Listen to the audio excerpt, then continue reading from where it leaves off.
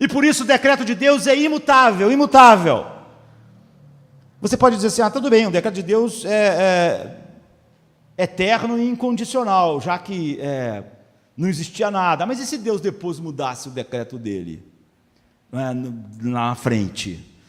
É óbvio que você vai ter que pensar em razões que vão contrariar a lógica e todos os atributos de Deus para dizer a razão pela qual Deus mudaria. Mas a Bíblia não te dá nem essa chance de fazer essa idiotice que seria, né? Muitas pessoas levantam essa objeção: o decreto de Deus é incondicional, mas é igualmente imutável. Mas e se Deus mudasse? A Bíblia diz que é o contrário. Deus frustra as intenções dos homens, mas nunca os homens frustram as intenções de Deus. O propósito de Deus, o decreto de Deus fica firme. Ele faz sempre a sua vontade. No Salmo 33, 10 diz assim: o Senhor desfaz os planos das nações e frustra o propósito dos povos. O Império Romano tinha muitos planos, mas foi frustrado. Acabou. Sabe? Os nazistas ia durar 1000 anos. Durou 1000 anos? Não durou 1000 anos. As nações têm propósito. A Bíblia diz: Deus frustra. Deus frustra. Eles não... Nunca a Bíblia diz que o homem frustra Deus. A intenção do homem, o plano do homem, alguma coisa do homem. É o contrário. No Salmo 33, 11 diz: mas os planos do Senhor, o salmista quer mostrar que, para que você não tenha nenhuma dúvida, não só ele frustra o plano dos homens, mas o salmista quer mostrar que o plano de Deus é impossível ser frustrado por qualquer coisa. Então ele diz assim no capítulo 33, verso 11, logo na frente ele diz: mas os planos do Senhor permanecem para sempre. Eles são imutáveis. Os propósitos do seu coração duram por todas as gerações. Ninguém na criação, não é que pode frustrar Deus, não pode, mas não pode nem questionar Deus, porque Ele faz as coisas como Ele faz. É o que nós vimos. Ninguém é capaz de resistir à sua mão, mas não só resistir, ninguém pode dizer: o que fizeste? Então é por isso que Deus, Ele faz uma pergunta para todos os homens com sarcasmo, porque o Senhor dos Exércitos diz assim, Isaías 14, 27, porque o Senhor dos Exércitos o determinou. Quem vai invalidar? É a sua mão, e a sua mão está estendida. Quem, pois, fará ele voltar atrás? Quem fará? Quem fará Deus mudar o seu decreto? Quem fará ele voltar suas mãos atrás? Jó, ele se depara exatamente com a vontade de Deus. Jó é como aquela criança, ele nunca entendeu porque que Deus matou seus 10 filhos, tirou tudo que ele tinha, deixou ele ter uma doença horrível e ficar se coçando com cacos de telha. Ele nunca entendeu, nunca, e Deus também nunca explicou. Como um pai, eu disse para vocês que um pai sensato não ia ficar tentando explicar à criança que aquilo ia ser bom para a sua universidade, mas que é uma idiotice se a criança pensasse, mas seria razoável uma criança de 5 anos pensar assim. O problema é quando adultos pensam, né? Uma criança pensar: papai não tem nenhuma razão, papai me faz sofrer à toa, eu perdi o peixinho dourado, perdi a escolinha, perdi o parquinho, perdi os amiguinhos, ele é mau, né? Ele está fazendo uma maldade. Não há propósito nisso, porque minha mente não consegue ver nenhum propósito, não existe propósito. E o pai tem, é óbvio, 1000 propósitos que ele não consegue enxergar. E Jó não enxergou a propósito nenhum, mas ele falou assim: pensei que tudo podes, e nenhum dos teus propósitos pode ser frustrado.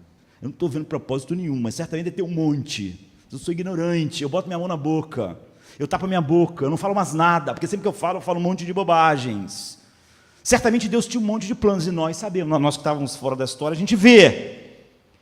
Mas se Jó não fosse assim, ele ia pensar: o sofrimento é inútil, meus filhos morreram, o que pode fazer de bom? Perder 10 filhos no único dia, porque teve um furacão, um tornado que derrubou a casa, e aí todo mundo matou, e o raio matou minhas ovelhas, e aí as pessoas roubaram tudo que eu sou. Que desgraça, isso não tem sentido, é um sofrimento sem sentido.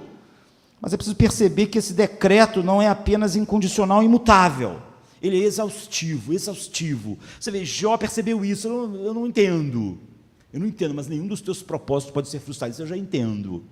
Eu entendo que tu tem um propósito, e eles nunca são frustrados por nada. E o teu propósito foi que fez os meus 10 filhos morrer. Foi uma tragédia, não foi uma desgraça, porque não existe furacão sem que tu ordenes. Não foi o demônio, porque o demônio te obedece. o demônio tem que te obedecer, ele não pode fazer nada sem te obedecer. Não foi os ladrões, porque os ladrões iam o quê? Iam fazer algo sem que tu visse. Eles existem, se movem, respiram em ti. Então os teus propósitos não podem ser frustrados. Cada uma dessas coisas foi o teu propósito. E agora eu me abomino no pó e na cinza, porque meus olhos estão te vendo maior. Está começando a gerar adoração, doxologia. Ele está vendo Deus maior. Então é preciso você perceber que a terceira coisa é que é exaustivo. Deus opera tudo segundo o conselho da sua vontade. Tudo quer dizer tudo. No Salmo 115, diz: Ele faz sempre o que lhe agrada, mas o nosso Deus está nos céus e faz tudo o que lhe agrada. No 135:6, Deus mesmo declara abertamente isso. Ele diz assim: desde o início eu faço conhecido o fim, desde os tempos remotos, o que ainda virá, como a gente viu em Isaías 46:10. Ele diz que todo o seu propósito ficará firme, e acontecerá como ele decretou. Tudo está acontecendo. Então não confunda a exaustividade com o controle geral. Deus tem um controle geral, nada vai sair do controle, ele tem um controle. Não. O que a Bíblia está dizendo por exaustivo, o decreto é exaustivo, é que não há nenhum evento que Deus não tenha decretado. Daquilo que você acha que é maior e importante, a queda do Império Romano, com a queda do passarinho que morreu hoje. Faz diferença, é exaustivo. Nada acontece sem um decreto de Deus. Então, por exemplo, Jó diz que um relâmpago não cai em um lugar se Deus não decretou. Caiu ali, isso é aleatório. Deus tem um controle, mas é geral. Não. A Bíblia diz assim: relâmpagos e granizo, neve e neblina, vendavais que cumprem o que Deus determinou. É por isso que Jó sabia que o tornado que derrubou a casa dos filhos dele é isso. O tornado passou no caminho que tinha que passar, no caminho que estava a casa dos meus filhos.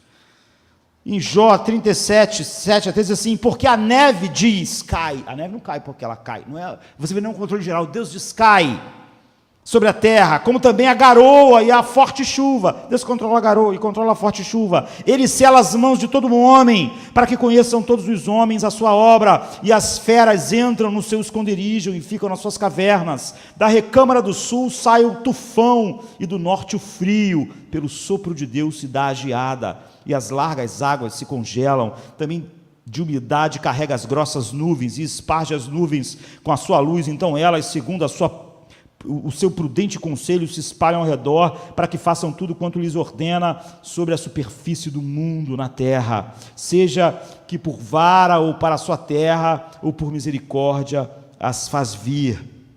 A Bíblia diz que o mato cresce porque Deus decretou que o mato cresça. Você vê, o mato crescer parece uma coisa totalmente está acontecendo, assim, é só geral, mas a Bíblia diz assim, no Salmo 104:14, é Ele que faz crescer o pasto para o gado, e as plantas que o homem cultiva, para da terra tirar alimento. A Bíblia diz: é Ele que faz brilhar o sol, sabe, lá está acontecendo o hidrogênio sendo dividido em hélio, mas é Deus que está fazendo isso. Deus está fazendo todas essas coisas, como Jesus diz em Mateus 5:45. A Bíblia diz que Deus é que alimenta os animais, Salmo 104:27, que todos eles esperam de Deus o alimento, e que nenhum alimento chega a eles que não venha de Deus. A Bíblia diz que a morte de um passarinho é determinada por Deus. Quem disse é Jesus, Mateus 10:29. Nenhum passarinho cai se Deus não determinou que ele morresse. Então aquele passarinho não caiu por acaso, mas quantos passarinhos morreram hoje? Parece algo totalmente assim, sem importância. Mas a Bíblia diz que Deus também estabelece as nações. Você vê, um Deus que decreta a morte do passarinho, decreta o nascimento de uma grande nação. Você vê uma coisa pequena e uma coisa enorme. E a Bíblia diz que Deus governa as nações, Salmo 22:28. Ele diz que estabelece as nações em Atos 17:26. Mas ele não somente estabelece e remove os reis, como Daniel 12:21 diz. A Bíblia diz que o coração do rei está nas mãos do Senhor, e ele faz tudo o que Deus quer. Como está em Provérbios 21, o coração do rei é como um rio controlado pelo Senhor, e ele o dirige para o que ele quiser. É por isso que Deus disse: Ciro, meu servo. Ciro era um pagão, viveu no paganismo, morreu no paganismo e se perdeu no paganismo. Mas Deus chamou Ciro de servo porque Deus disse: Ciro vai tirar Israel, Judá, e vai mandar de volta. Ele é o meu servo, ele vai fazer o que eu quero. E Ciro fez exatamente o que Deus determinou. Isaías disse isso um século antes de Ciro nascer e se tornar um rei. Nenhum evento em nossas vidas pessoais escapam dessa exaustividade. É Ele que supre as nossas necessidades. É por isso que você nunca deve dizer, como Nabucodonosor disse, que você tem comida, casa, carro, que você fez, porque você trabalhou, porque Deus te deu. Deus está fazendo suas células se dividir, está fazendo seu coração bater, está fazendo você respirar. Deus está fazendo tudo. Você vê, é Ele que faz crescer aquilo que o homem plantou. Não foi o homem que fez crescer.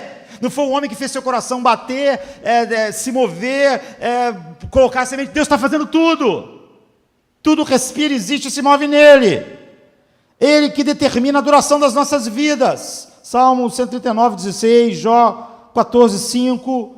E Ele que dirige os nossos passos individuais. Provérbios 16, 9, Jeremias 10, 23. Seu controle se estende a tudo e a nossa salvação. Então a Bíblia diz em Romanos 9, 15, 16, pois Ele diz a Moisés, terei misericórdia de quem eu quiser ter misericórdia, terei compaixão de quem eu quiser ter compaixão, portanto isso não depende do desejo, do esforço do homem, mas da misericórdia de Deus. Você vê, Ele decreta tudo. Em Efésios 2,8 ele diz, pois vocês são salvos pela graça, por meio da fé, e isso não vem de vocês, a salvação, nem o dom da fé, nem nada, é dom de Deus, não por obras, para que ninguém jamais se glorie, ou diga que alguma coisa nisso saiu dele mesmo. Então ele tem um controle perfeito sobre todos os nossos sofrimentos, como está em Gênesis 45, de 5 a 8, 50 a 20, Jó 1, 21, 12, 10, 12, 9, a Bíblia diz em Gênesis 45, 7, pelo que Deus me enviou adiante de vós, para conservar a vossa sucessão na terra, e para guardar-vos em vida, por um grande livramento.